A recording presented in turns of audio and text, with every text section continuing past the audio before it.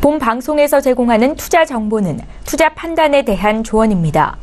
방송에서 제공하는 주식의 가치, 가격 상승 및 가격 하락에 대해서는 방송사에서 보장하지 않습니다.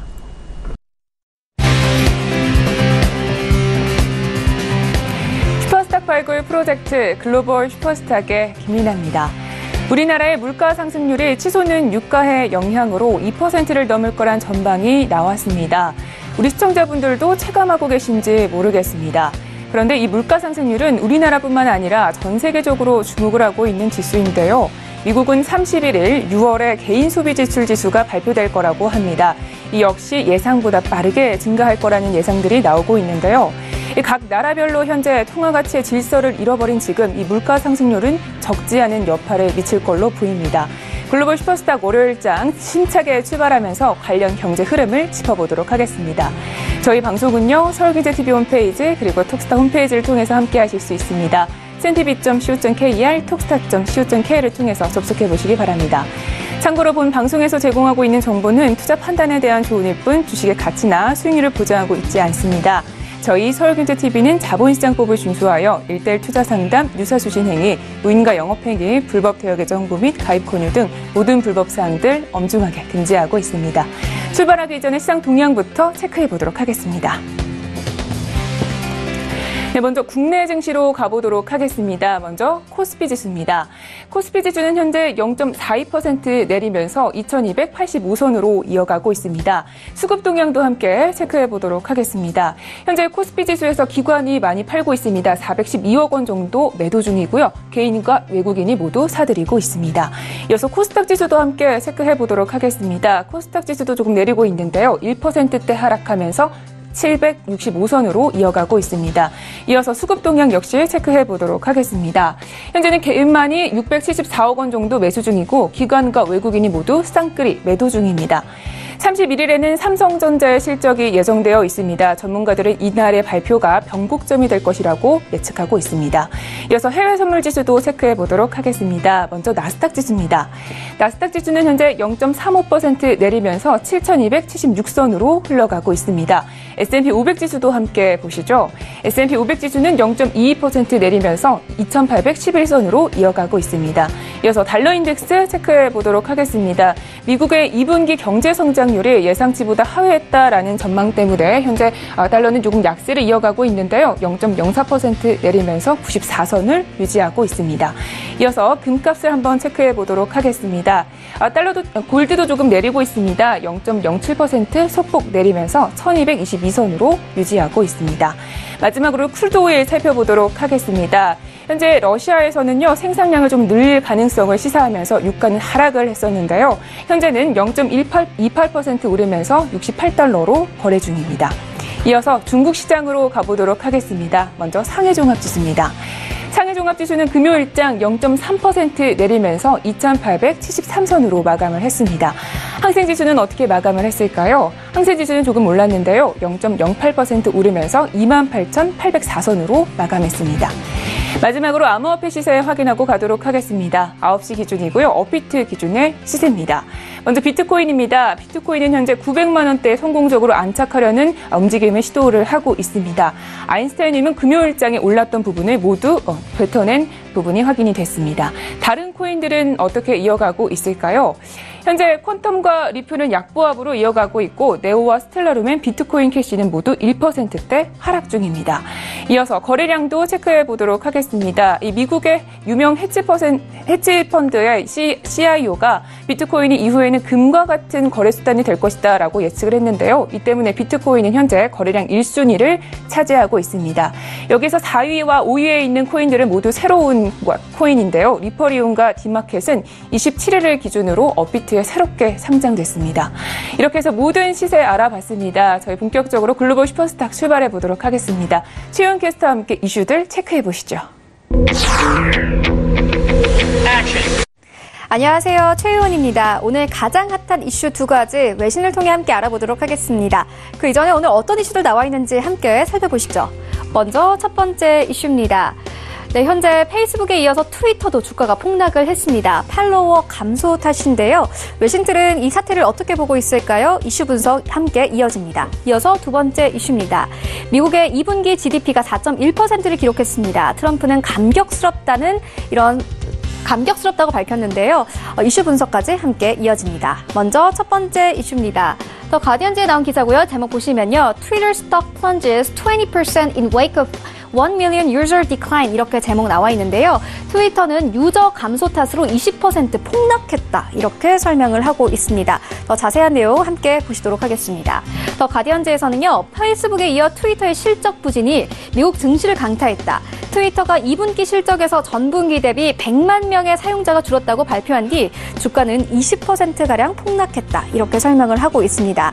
하지만 또 다른 시선도 있습니다. 더 가디언즈에서는요. 이렇게 폭락을 한 이유가 바로 유저들이 가짜 계정도 있었고 악의적인 계정들을 모두 없앴기 때문이다 이렇게 설명을 하고 있는데요. 이렇게 두 가지 시선이 있는데 계속 폭락하는 인터넷주는 앞으로 어떻게 될까요? 이슈 분석 조금 있다가 이어집니다. 이어서 두 번째 이슈 함께 살펴보도록 하겠습니다. CNBC에 나온 기사고요. 제목 보시면 Trump triumphant, we are going to go a lot higher than 4% GDP growth 이렇게 제목 나와 있는데요. 4.1%의 GDP 성장률에 대해서 트럼프는 우리는 앞으로 더 나아갈 것이다 이렇게 설명을 했다고 합니다. 네, 자세한 내용 함께 보도록 하겠습니다. CNBC에서는요. 현재 미국의 2분기 경제 성장률이 4.1%를 기록했다. 2014년 3분기 이후 근 4년 만의 최고치다. 경제 성장률 관련 공약을 내건 바 있는 도널드 트럼프 미국 대통령은 감격을 표했다. 이렇게 설명을 하고 있습니다. 어떻게 감격을 표했을까요? 함께 보시겠습니다. 이 제목대로요. 우리는 앞으로 4.1%보다 더 높게 나아갈 것이다. 이렇게 설명을 했다고 합니다. 트럼프는 이와 같이 경제 성장에 대한 자신감을 나타내고 있습니다. 앞으로 미국 경제는 어떻게 흘러가게 될까요? 이슈 분석 지금부터 이어집니다. 네, 이제 본격적으로 오늘의 글로벌 이슈를 분석을 해보도록 하겠습니다. 오늘은 월요일이고요. 저희 김은수 멘토님과 함께합니다. 안녕하세요. 네, 안녕하세요. 네, 반갑습니다. 네. 자, 첫 번째 이슈를 함께 분석을 해보도록 할 텐데요. 간략하게 이슈를 저희 외신을 통해서 알아봤고 본격적인 질문을 먼저 가도록 하겠습니다. 네. 자, 페이스북의 이용수 감소로 급락을 하면서 현재 나스닥 지수가 동반 급락을 했습니다. 이번에는 좀 트위터까지 문제가 생겼다라고 하는데 관련 내용 좀 짚어주시죠. 네, 일단 지금 트위터가 페이스북에 이어서 지금 실적 발표를 했습니다. 2분기 실적에서 사용자 수가 전분기보다 줄어든 것으로 나타났는데요. 이에 트위터 주가 역시도 20% 폭락을 하면서 금요일장 지수 하락을 좀 이끌은 상황입니다. 일단 트위터의 실적은 나쁘지 않았습니다. 매출액은 7억 1,100만 달러로 하나로 하면 약 7,048억 원 정도가 되는데요. 2분기 순이익은 1억 1,500만 달러로 1,285억 원을 기록했습니다. 이게 전년 동기 대비로 적자에서 벗어난 폭입니다. 하지만 가장 중요한 것이 이용자 숫자의 증가였는데요. 이 사용자 수가 좀 감소를 보였습니다. 트위터의 2분기 월간 활성 사용자 수는 3억 3,500만 명으로 이 시장 전망치가 3억 3,750만 명이었던 걸 봤을 때 좀 감소한 폭을 보였고요. 지금 이거에 대해서 지금 의견이 좀 분분한 상황입니다. 일각에서는 트위터가 플랫폼의 건강성을 유지하기 위해서 하루에 100만 개의 유해성 계정을 차단했기 때문이다라는 그러한 의견이 있고요. 실제로 5월, 6월에 7천만 개의 계정을 삭제했습니다. 하지만 이 계정들 자체가 원래 비활성이었던 그런 계정이었기 때문에 사용자 수 집계에는 미치는 영향은 좀 작다고 볼 수가 있고요. 실제로 트위터의 사용자 수가 좀 줄어들고 있다라는 해석이 좀 더 크게 작용을 하고 있습니다. 네. 이 페이스북에 이어서 지금 트위터까지도 사용자 수가 감소하면서 SNS 공룡들의 위기가 정말 현실로 다가오고 있습니다. 아무래도 이번과 같은 이슈들은 이 나스닥 지수에 좀 영향을 미치지 않겠습니까? 네. 현재 보니까 이 페이스북의 지난번 개인 정보 유출 문제보다도 훨씬 현재 이 사용자 수 감소가 좀 더 큰 악재로 다가오고 있습니다. 앞으로 나스닥 지수 어떻게 저희가 전망을 해보면 좋을까요? 네, 일단은 조금 더 지켜봐야 될 상황입니다. 단기적으로는 좀 매도 플레이가 사실상 유리한 상황인데요. 지난주 뉴욕 증시가 지금 미국과 유럽의 무역의 합의 그리고 4%를 넘긴 미국의 2분기 성장률 등에도 이 페이스북과 같은 트위터 이런 기술주 주가가 이제 폭락을 하면서 살짝 혼재된 모습을 보였습니다. 특히나 페이스북 같은 경우에는 미국 증시 역사상 가장 큰 규모의 시가총액이 증발한 그러한 상황도 저희가 경험을 해볼 수가 있었죠. 그로 인해서 지금 전장의 나스닥이 1.6%가 하락장을 보였습니다. 사실상 주요 기술주 주가가 그동안 좀 상대적으로 계속 강세를 유지하면서 너무 고평가가 됐다라는 그러한 의견도 많았던 만큼 앞으로의 향방에는 조금 신중하게 좀 대응을 해야 된다라고 말씀드릴 수가 있겠고요. 실적만 놓고 보면요. 아직 대형 기술주들의 이 실적 발표가 아직 남아 있습니다. 페이스북 같은 회사도 있었지만요. 지금 기업이 대다수의 기업이 현재 지금 실적에 굉장히 호재를 보이고 있는 상황입니다. 또한 워낙에 미국 경제의 이 기초 체력이 굉장히 탄탄한데다가요. 이른바 빵주라고 하죠. 핵심 기술주인 아마존은요. 이 전일 장마감 이후에 지난해 같은 기간보다 무려 12배 이상 급증한 모습을 보였습니다. 또한 인텔 또한 매출과 순이익이 시장 예상치를 상회한 그런 발표를 했고요. 이렇게 지금 시장이 엇갈린 상황입니다. 그렇기 때문에 좀 자세한 투자 전략은 매매 가이드에서 좀 이어서 말씀드리도록 하겠습니다. 네, 알겠습니다. 그럼 관련 내용은 매매 전략 시간에 좀 더 알아보도록 하고요. 자, 두 번째 이슈로 또 넘어가 보도록 하겠습니다. 미국의 2분기 GDP가 2014년 3분기 이후에 최고치를 기록했다라고 나왔습니다. 이에 지금 트럼프 대통령이 감격했다 이런 메시지까지 쏟아지고 있는데 사실상 달러는 약세를 이어갔고요. 또 시장 반응도 좀 차가웠습니다. 지금 트럼프 대통령은 좀 감격했다 이렇게 얘기를 하는데 왜 시장의 반응은 차가웠을까요? 네, 참 제목이 굉장히 재미지 않나요? 네. 그렇게 감격을 했다라는 게 지금 미국 2분기 GDP 그러니까 국내 총 생산이 4.1%가 나왔습니다. 이게 지금 4년 만에 최고 수준을 기록했는데요. 2014년이죠. 3분기 때 4.9%를 기록한 이후로 최고치 수준입니다. 그러나 시장의 반응이 좀 차가운 이유는 몇 가지의 이유를 좀 들 수가 있습니다. 우선 전일 뉴욕 시장에서는 2분기 미국 GDP 성장률이 당초 좀 시장 예상치보다는 좀 하회한 이 기록이고요. 또한 지금 이러한 성장 호조 역시 트럼프 미국 대통령의 이 감세 정책, 대선 때 활용했던 감세 정책 그리고 무역 전쟁에 따른 일시적인 현상이다라는 이런 분석이 나오면서 전장에 지금 기술주 중심으로 일제히 하락하는 좀 부진한 모습을 보였었습니다. 또한 GDP에 대해서 지금 2분기 수출이 지금 4.1%에서 수출이 1.06% 굉장히 상당한 부분을 차지하고 있습니다. 지금 GDP 상승에 크게 기여한 모습을 볼 수가 있는데요. 이 점에서 향후의 지표 둔화 우려를 좀 자극해서 달러화 자체가 약세를 보였습니다. 관세 부과를 앞두고요. 농산물 등의 수출이 좀 일시적으로 증가를 했습니다. 즉 트럼프 대통령이 대중국 무역 이 전쟁을 확실시되면서 대두 등을 미리 이제 대량으로 수출을 했다는 걸 볼 수가 있고요. 미국 국내외 이 기업들 또한 관세 부과에 따른 가격 인상 이전에 대량으로 구매에 나서면서 재고가 증가한 것에 불과하다라는 말입니다. 그렇기 때문에 지금 시장에서는 미국 경제의 2분기 지금 4%대 경쟁률은 일시적이다, 즉 일회성이다라고 가능성이 높아 보이고 있고요. 올해 하반기에도 이 같은 성장성을 좀 유지할 수 있을까라는 이런 의문에 대해서 좀 회의적으로 예상을 하고 있는 상황입니다. 네. 그러니까 이번 증가는 좀 일시적인 증가다. 앞으로는 좀 더 어려울 수 있다. 이런 의견들이 더 많은 것으로 보이고 있습니다. 자, 그러면 실적 시즌 기업들의 이번 실적 시즌 일정에 따라서 또 여러 가지 해외 이슈들이 좀 달라지고 있는 것 같아요. 저희 좀 일정에 대해서 체크를 해볼까요? 네, 이번 주 이 일정은 말이죠. 지금 차트 제가 지금 펴놨거든요. 요거 보면서 좀 말씀드릴게요. 이번 주는 실적 발표가 좀 저번 주에 이어서 계속 이어질 예정입니다. 시총 2위인 애플 등의 핵심 기술주들의 실적 발표와 더불어서 FOMC 그리고 7월 미국 고용지표 등의 대형 이벤트가 많은 한 주가 될 것 같습니다. 지금 미국 경제의 성장세가 좀 지속되고 있습니다. 그런데 이제 이런 가운데 페드 미 연준에서 올해 지금 4차례 금리 인상 방침을 더 공고히 할지에 대해서 좀 더 주목을 하셔야 될 것 같고요. 30일 오늘입니다. 오늘 6월 잠정 주택 판매 그리고 7월 댈러스 연방준비은행 제조업 지수가 발표될 예정이고요. 캐터필러가 실적을 내놓습니다. 그리고 31일 화요일입니다. 화요일에는 6월 PC 개인 소비 지출 및 개인 소득 발표가 예정되어 있고요. 시카고 구매관리자 지수, 소비자 신뢰 지수 등이 나올 예정입니다. 특히나 이날 애플 시가총액 1위죠. 애플의 이 실적 발표를 앞두고 있고요. P&G, 화이자의 실적이 발표될 예정입니다.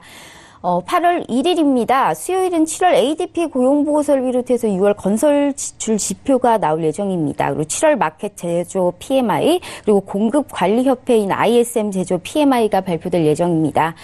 이날 테슬라 또한 실적을 좀 발표를 할 예정이고요. 2일 목요일입니다. 목요일에는 6월 공장제 수주 실적이 나오고요. 다우 듀폰 AIG 실적이 발표될 예정입니다.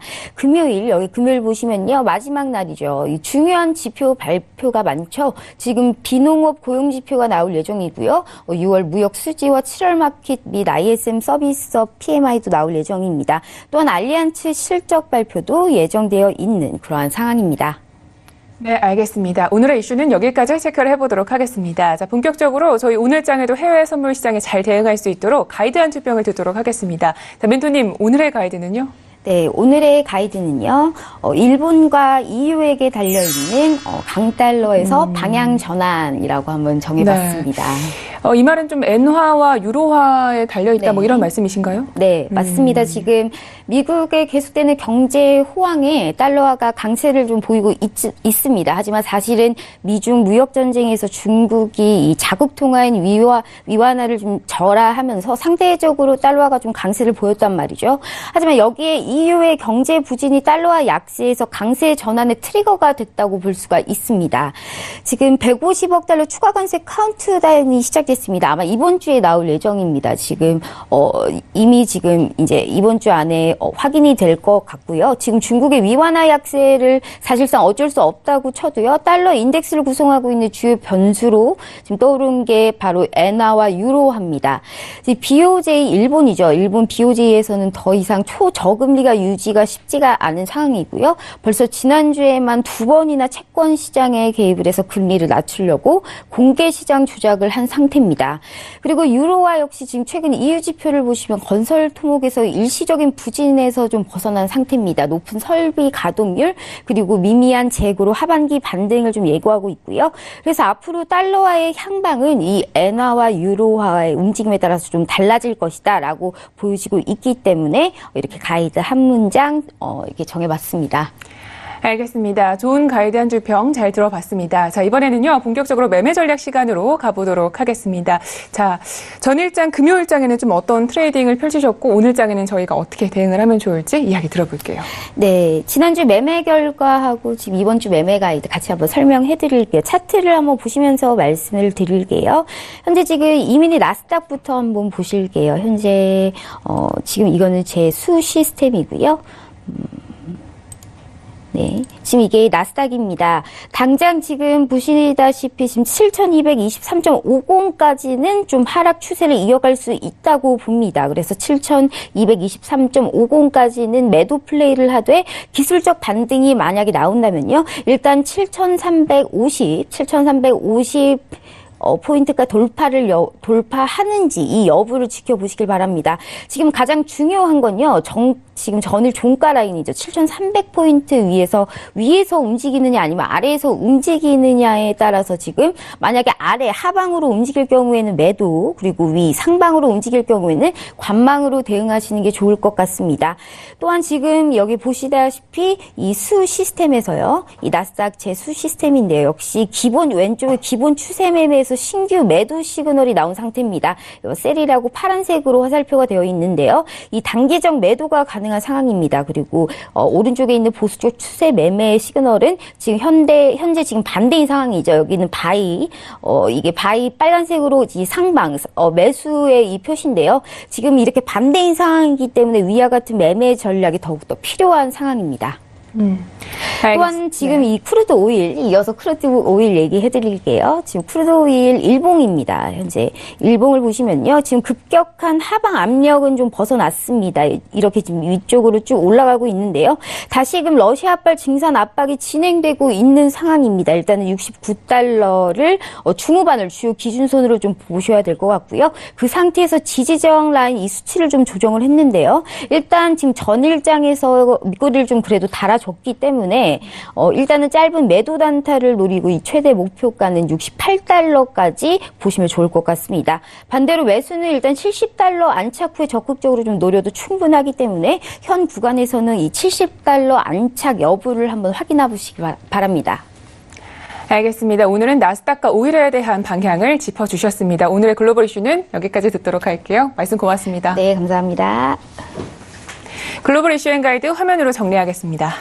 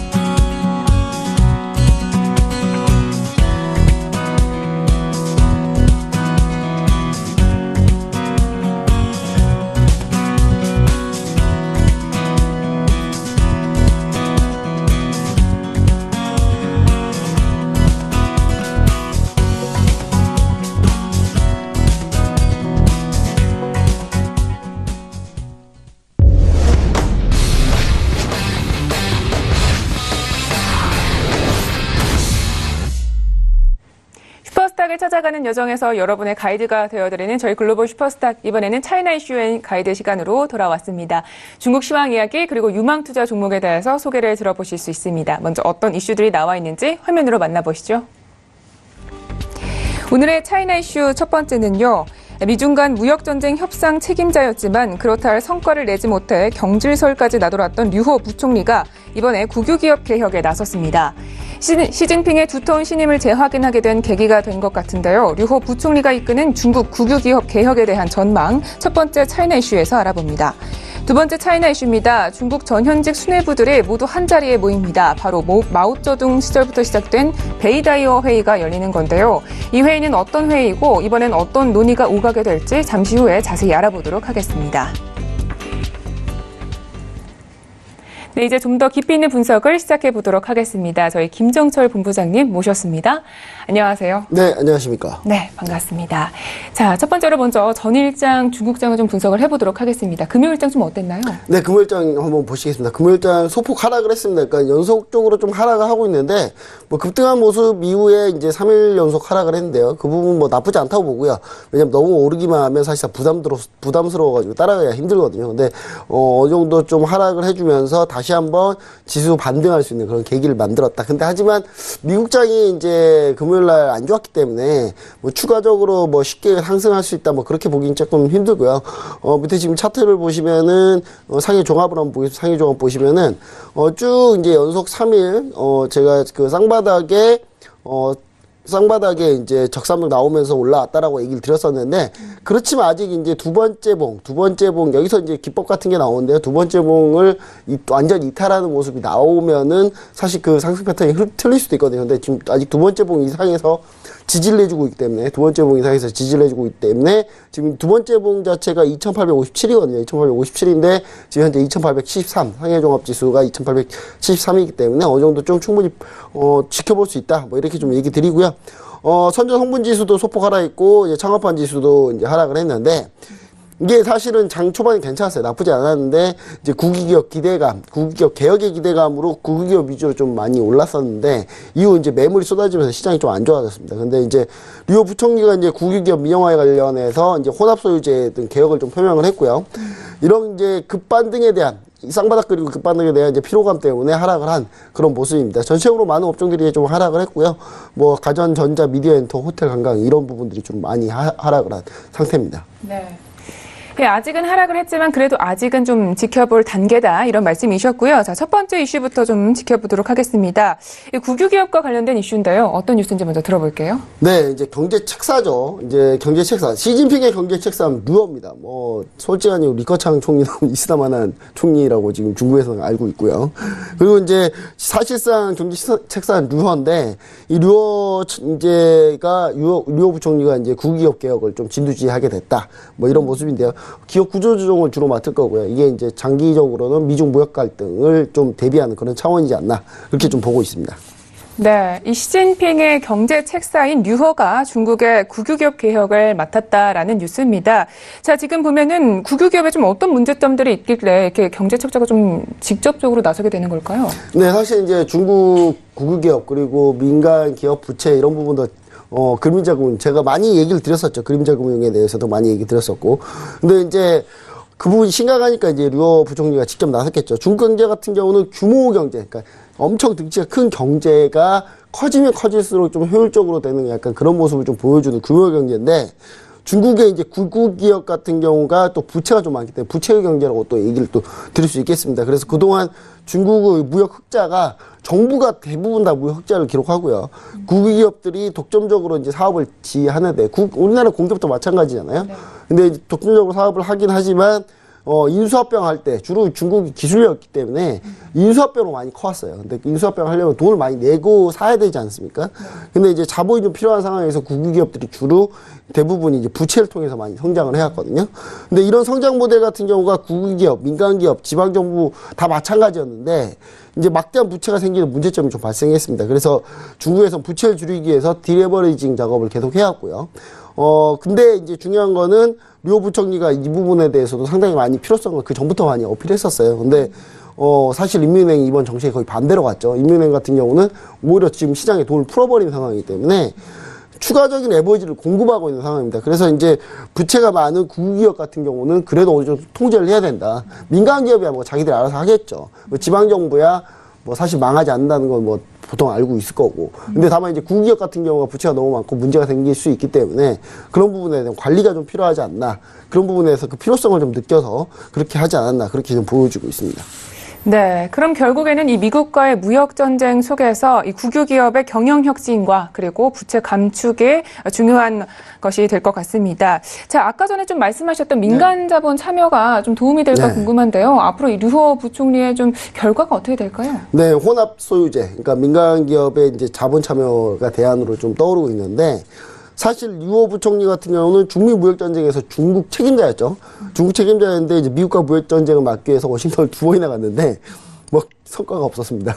아까 뭐 앵커님께서 말씀하셨지만 진짜 한번 경질설까지 한번 나돌았거든요. 근데 저는 그 경질설이 뭐 되지 않을 거다 생각을 했습니다. 왜냐하면 우리가 이제 류허 부총리에 대해서 류허 부총리가 부총리로 올라올 때 당시 제가 글로벌 슈퍼스타 중국 시간에 제가 소개를 한번 해드렸지 않습니까? 류허에 대해서.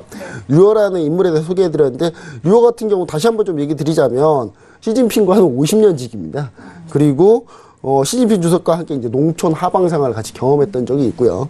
그리고 미국 통이라고 불릴 정도로 미국에서, 학업을 다 마치고 온 그런 분이기 때문에, 사실 대체할 만한 인물을 찾기가 쉽지가 않습니다. 쉽지가 않기 때문에, 일단 류허 부총리가 무역전쟁 장기전에 대비해서 이제 뭐 협상에서는 좀 물러났고요.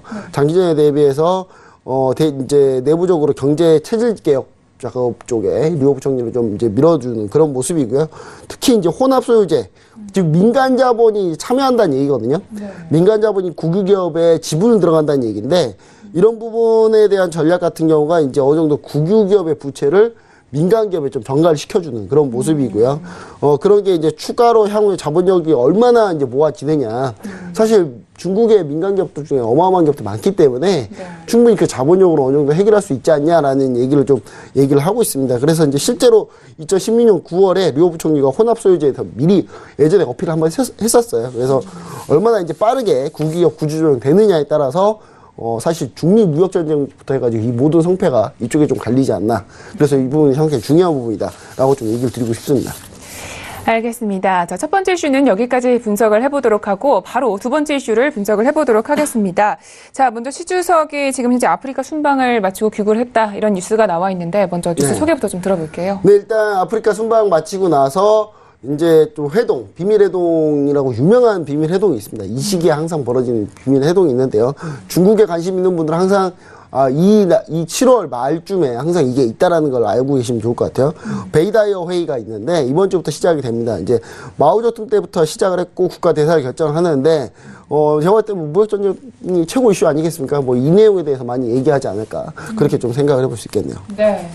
지금 시 주석이 좀 귀국을 하자마자 바로 이 베이다이어 회의에 좀 참석을 하게 되는 건데요. 그렇다면 이 베이다이어 회의가 어떤 회의인지에 대해서 좀 들어볼게요. 네, 일단 모르시는 분들한테 이제 얘기를 좀 드릴게요. 이제 중국 증시를 딱 봤을 때 일정들이 이제 굵직굵직하게 한 4개가 있습니다. 이제 처음에는 뭐 전임대도 있고 뭐 양해도 있고 그 양해 지나와서는 이제 베이다이어 회의도 있고요. 포럼 있고, 베이다이어 회의 있고, 그 다음 마지막에 하반기에 이제 그 가을쯤에 있는 그 회의가 또 있거든요. 그 4개 정도가 주요 굵직한 이슈다라고 보시면 좋을 것 같고, 베이다이어 회의는 이제 베이징 동쪽에 한 280km 정도 떨어진 이제 우리나라와 좀 가까운 지역이에요. 그 지역에 이제 허베이성의 칭왕다오시 해안에 있는 휴양지입니다. 그러니까 휴가 가서 휴가를 좀 쉬어야 되는데, 거기서 또 회의를 해요. 예, 이 휴가 맞는지 모르겠습니다, 일단 휴가가 휴양지인데, 마오쩌둥 당시부터 이제 1954년부터 이쪽에 회의를 개최했는데, 여름 휴가철마다 중국 수뇌부가 모여서 다양한 현안을 논의했었습니다. 그리고 이제 예전부터 이제 중국 공산당하고 국무원, 그 다음에 중앙군사위원회, 전국인민대표회의, 그 다음에 전국인민정치협상회의 등 이제 5대 권력기관들이 모여가지고 이제 총출동해가지고 이제 이렇게 휴가지에서 모시고 열심히 회의하는 그런 모습인데, 점진적으로 이제 이게 사실 너무 비밀회동 아니야? 작당 모의하는 거 아니냐? 네. 이런 부분들 때문에 조금 시선이 안 좋았어요. 그래서 좀 많이 축소를 하다가, 이번에 이제 좀 다시 시진핑 주석 때 좀 다시 살아난 그런 모습입니다. 알겠습니다. 꽤나 좀 역사가 긴 그런 회의인 것 같은데요. 이 시진핑 주석으로서는 사실 굉장히 중요한 좀 회의가 될 것 같습니다. 이 전에도 굉장히 중요한 문제들을 많이 해결을 했었던 회의이기도 했고, 앞으로 좀 남아있는 현안들도 많이 있잖아요. 앞으로 어떤 현안들을 좀 주로 논의가 갈까요? 예, 예전에 다뤘던 현안들 좀 보시면은 1958년 8월에 이제 열렸던 회의 중에 이제 뭐 대약진 운동하고, 그 다음 인민공사 설립, 그 다음에 중요한 경제 정책들 많이 굵직굵직 많이 했거든요. 근데 정치적인 행동도 많이 했어요. 대만 뭐 진먼다오 이제 포격도 결정한 적이 있고, 대부분이 이제 약간 정치, 경제 이쪽에 많이 포커스를 맞추는데, 요즘에는 이제 정치적으로 크게 뭐 할 건 없어요. 경제적으로 많이 해야 되는데, 그래서 이제, 제가 봤을 때는 이제 1960년 문화대혁명하고 2003년에 사스 유행, 이때는 좀 모이면 좀 안 되니까, 그때는 좀 별로 안 했다가, 이내 다시 이제 시 주석 때 부활을 한 상태입니다. 2013년 집권 이후에는 매년 이제 진행하는데, 이번에 뭐 당연히 무역전쟁이겠죠. 무역전쟁인데, 아프리카 순방을 통해서 제3세계 연합하고 좀 연합하려고 많이, 해법을 많이 찾고 있는데, 삼국지로 따지면 이제 세 나라가 있는데, 한 나라가 이제 중국 같은 경우가 이제 그 이민족들하고 좀 열심히 좀 교류를 해서 어떻게든 자기 편 만들려고 노력했다. 그렇게 보시면 좋을 것 같은데, 왜냐면 이게 EU하고 결례를 났어요, 결국은. 예, 중국이 무한 사랑을 보냈는데, EU한테. EU가 결국은 미국하고 자동차 무관세 사인하면서, 결국은 이제 EU가 좀 자기 편을 들어주지 않는다는 걸 거의 이제 확실한 것 같아요. 근데 이제 그 부분에 대해서 좀 실패가 좀 있었지만, 브릭스에서 그래도 브릭스 회의에서 다자주의하고 자유무역소에 대한 서명을 채택했기 때문에 거의 반반이다 결과는. 그래서 그런 부분들 때문에 이제 사실 시진핑 주석이 좀 적극적으로 좀 이번 회의를 통해서 대응책을 좀 마련하지 않을까. 그러니까 적당히 결과가 좋으면 뭐 예측은 되는데, 결과가 나쁘거나 예측이 되고 결과가 좋으면 예측이 되는데 반반이라. 그래서 참 회의 참 많이 해야 될 것 같습니다. 휴양지에서 쉬지도 못하고. 네.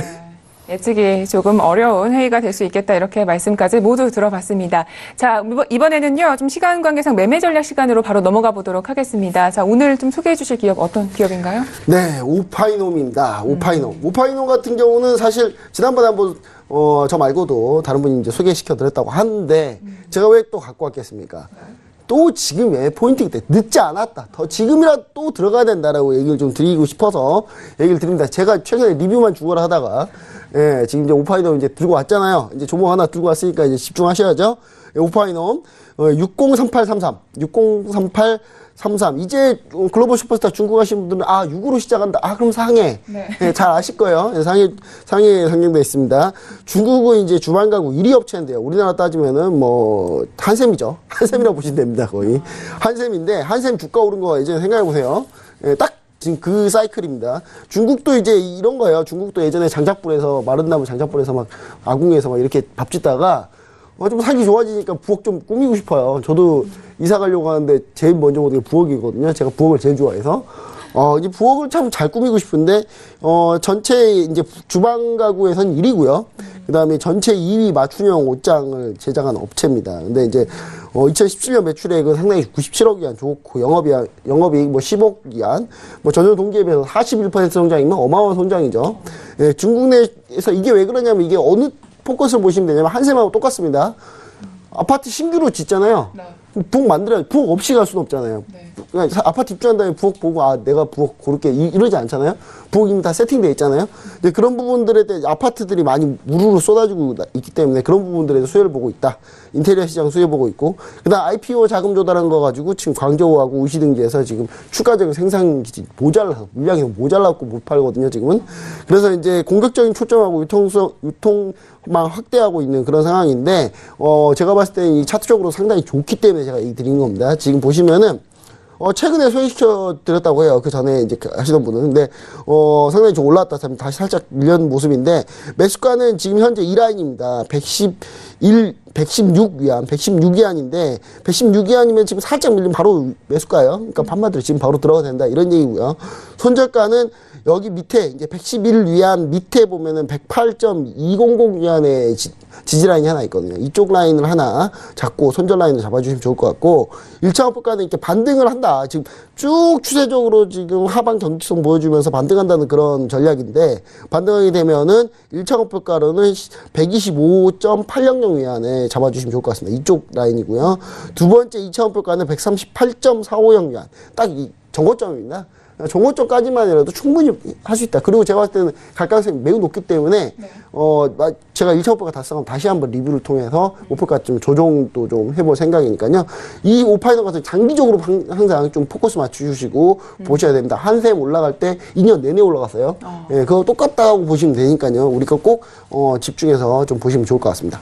알겠습니다. 이 신규 부동산 물량 증가에 따라서 수혜를 받을 수 있는 오파인홈에 대해서 알아봤습니다. 오늘의 차이나 이슈 앤 가이드는 여기까지 이야기 들을게요. 말씀 모두 고맙습니다. 네, 감사합니다.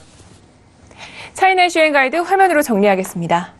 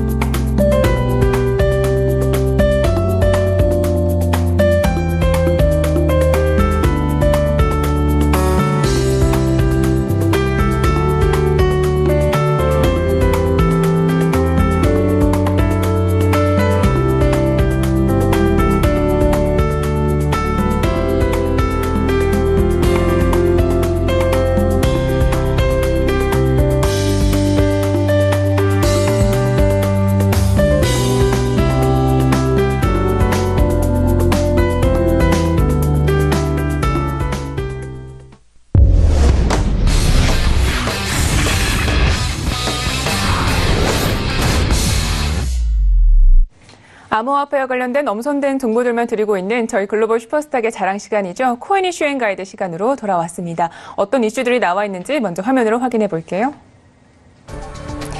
첫 번째 코인 이슈입니다. 미국 SEC가 암호화폐 거부인 윙클보스 형제의 비트코인 ETF 요청을 거부했습니다. SEC는 왜 이 형제의 비트코인 ETF 승인을 거절했으며 이에 따른 시장 영향은 어떤지 잠시 후에 살펴보도록 하겠습니다. 두 번째 이슈입니다. 블록체인 기술을 기반으로 한 비즈니스 모델이 전 세계적으로 유행하고 있는 요즘 과연 성공적인 비즈니스 모델을 구축하기 위해선 어떤 조건이 필요할까요? 두 번째 코인 이슈에서 자세히 설명해 드리도록 하겠습니다. 네, 본격적으로 이슈 분석을 해보도록 하겠습니다. 저희 선주 멘토님과 함께합니다. 안녕하세요. 네, 안녕하세요. 네, 반갑습니다. 오늘 굉장히 화사하시네요. 네, 감사합니다. 자, 첫 번째 이슈를 함께 분석을 해보도록 하겠습니다. 먼저 어떤 내용인가요? 네, 저도 계속 지켜보고 있었는데요. 미국 증권거래위원회 SEC가 이제 윙클보스 형제가 만든 비트코인 지수연동펀드 ETF에 대한 승인을 또다시 거절했다는 소식입니다. 이제 윙클보스 비트코인 신탁의 주식을 상장하고 또 거래할 수 있도록 승인해달라는 요청을 받아들여지지 않았는데요. 이제 해당 상품은 비트코인 ETF로 이제 미국 내 큰 주식시장 거래소 중 하나인 배츠 BZX 거래소 상장을 목표로 하고 있었는데 이게 좀 안 됐기 때문에 또 시세도 약간 영향을 좀 출렁이는 모습을 보였었습니다. 네. 그렇다면 이 SEC가 과연 윙클보스 형제 ETF 요청을 좀 거절한 이유는 뭘까요? 네. 일단 윙클보스 형제의 ETF 신청에 대해서 이제 보안 문제 그리고 뭐 시장 조작 문제라든지 아니면 사기 우려 등 이런 것들에 대해서 표결에 붙였는데요. 그 결과 이제 3대1로 불허 결정이 내려졌습니다. ETF라는 게 이제 특정 지수의 움직임에 따라서 연동한다는 점에서 인덱스 펀드랑은 좀 비슷한 면도 있지만 또 주식처럼 실시간 매매가 가능하다는 점에서도 매력적인데요. 이 비트코인 초기 투자자로 수억 달러 상당의 또 비트코인을 보유하고 있는 윙클보스 형제는 이제 비트코인도 주식 형태로 실시간 거래가 되어야 한다고 이제 주장을 하면서 계속해서 ETF에 신청을 했었는데 작년 업계 최초로 비트코인 ETF를 신청을 했었습니다. 그런데 이제 거부가 당하자 올해 6월에 일부 규칙을 좀 수정을 한 다음에 다시 이제 승인 요청을 했는데 재차 거부가 당한 거거든요. 그래서 SEC는 이제 이번 승인 결정이 블록체인 기술이라든지 암호화폐 가치에 대한 평가는 무관하다라고 밝히면서 뭐 이번에 이제 비트코인과 블록체인 기술 혁신이나 투자로서의 효용 가치는 높이 사지만 여기가 이제 법에서 요구하는 사항은 충족하지 못했기 때문에 승인을 거절했다고 덧붙이기도 했습니다. 네.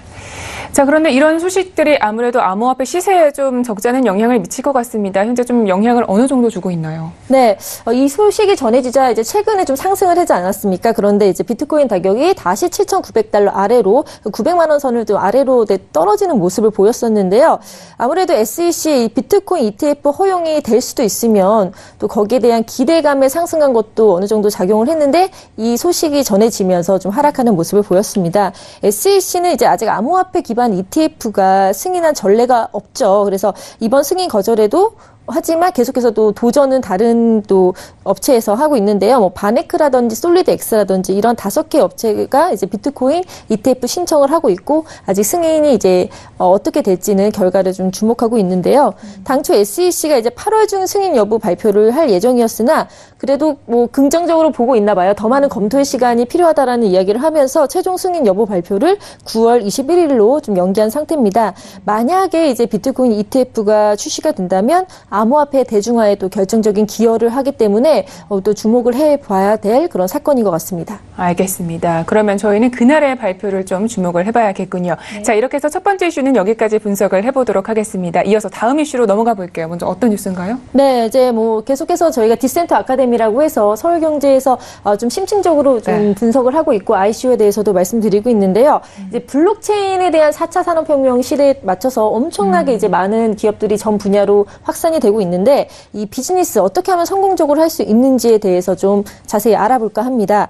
뭐 제2의 인터넷 혁명이라고 불리고 있잖아요. 그래서 이제 닷컴과도 이제 좀 비교가 되고 있는데요. 인터넷이 이제 정보 혁신이었다면 이제 블록체인은 거기에 또 신뢰를 더 기반으로 해서 더 무한한 잠재력을 갖고 있는 그런 혁명이라고 볼 수가 있는데요. 이제 보통 블록체인 기술이 금융을 기점으로 해서 뭐 전자상거래, 유통, 인프라, 공공 서비스 등 전 분야로 확산이 되고 있는데, 이렇게 유망주를 찾기 위해서 여러 기업들이 노력을 하고 있지만 정작 그런 것들에 대해서 좀 자세한 논의가 안 돼 있기 때문에 오늘 방송에서 조금 다뤄보고자 합니다. 알겠습니다. 자, 그러면 바로 이 블록체인과 닷컴에 대해서 저희가 좀 비교를 해보도록 하겠습니다. 블록체인과 닷컴 구체적으로 어떻게 다를까요?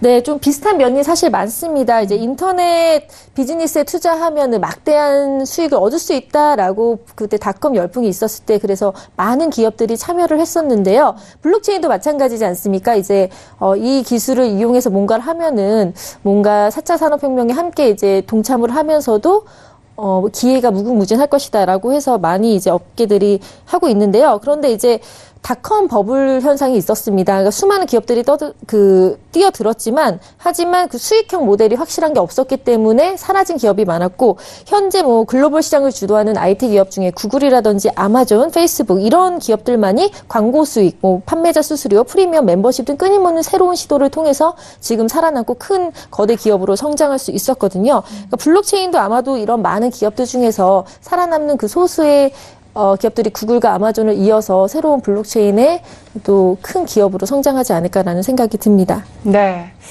지금 보니까 기사에서는 이 최적의 비즈니스 모델이 굉장히 중요하다 이런 이야기들이 나오고 있습니다. 자, 멘토님이 보시기에 과연 최적의 비즈니스 모델 어떤 것이 있을까요? 네, 블록체인 기술을 활용한 그런 비즈니스 특성을 일단 살펴봐야 될 것 같은데요. 네. 이제 첫 번째로 블록체인 비즈니스가 토큰 이코노미 생태계를 이제 기반으로 하고 있다라는 것을 명심을 해야 되겠죠.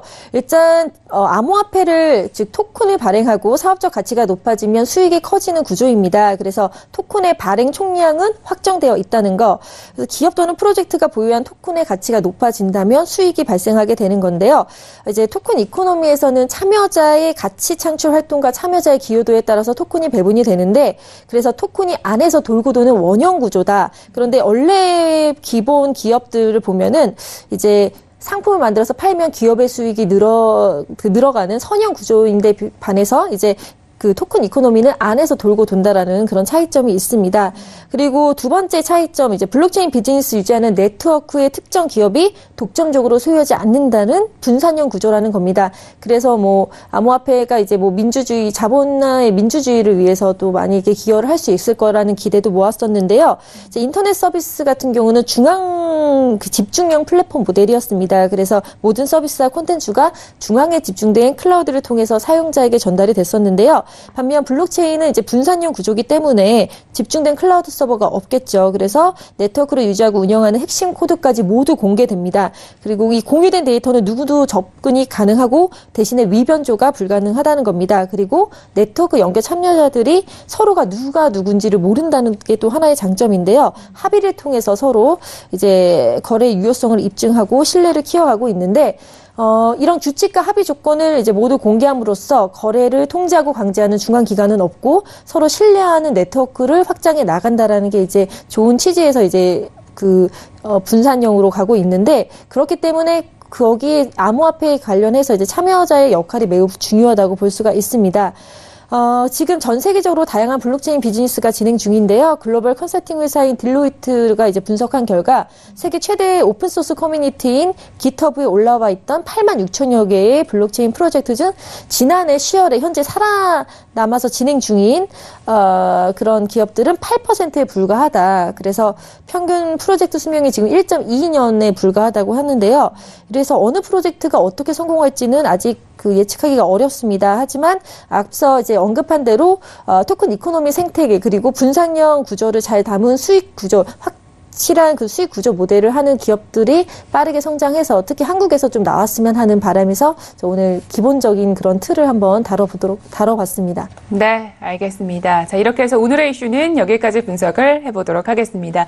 자, 이번에는요, 오늘도 암호화폐 시장에 잘 대응할 수 있도록 멘토님의 가이드를 들어보도록 하겠습니다. 자, 멘토님, 오늘의 가이드는요? 네, 오늘의 가이드는 어디로 튈지 모르는 암호화폐입니다.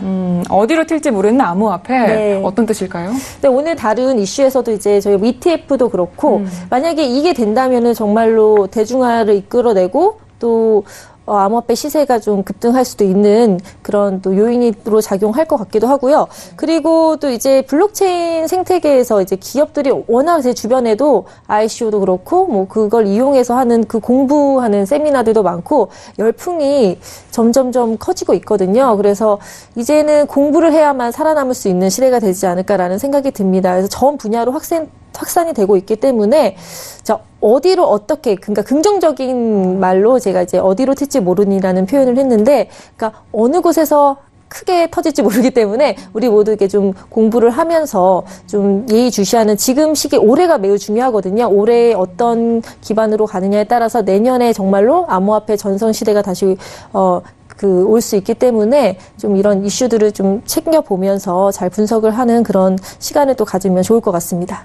알겠습니다. 자, 그러니까 암호화폐가 또 어디서 어떻게 활용될지 모르니까 저희 함께 또 공부하자 이런 멘토님의 말씀이셨습니다. 네. 자, 이렇게 해서 코인 이슈 앤 가이드는 여기까지 이야기 듣도록 하겠습니다. 말씀 고맙습니다. 감사합니다. 네, 오늘도 저희 글로벌 슈퍼스탁은 해외 선물과 중국 주식 그리고 암호화폐까지 전 세계를 대상으로 유망 투자 종목 발굴하기 위해서 열심히 달려왔습니다. 저희 방송은요, 서울경제TV 홈페이지 그리고 톡스타 홈페이지를 통해서 함께 하실 수 있습니다. cntv.co.kr, 톡스타.co.kr을 통해서 접속해 보시기 바랍니다. 참고로 본 방송에서 제공하고 있는 정보는 투자 판단에 대한 조언일 뿐 주식의 가치나 수익률을 보장하고 있지 않습니다.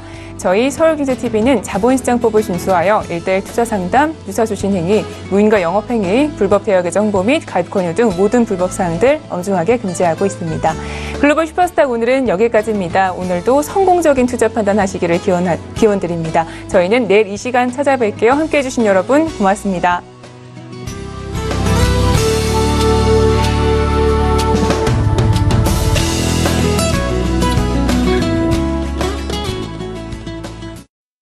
본 방송에서 제공하는 투자 정보는 투자 판단에 대한 조언입니다.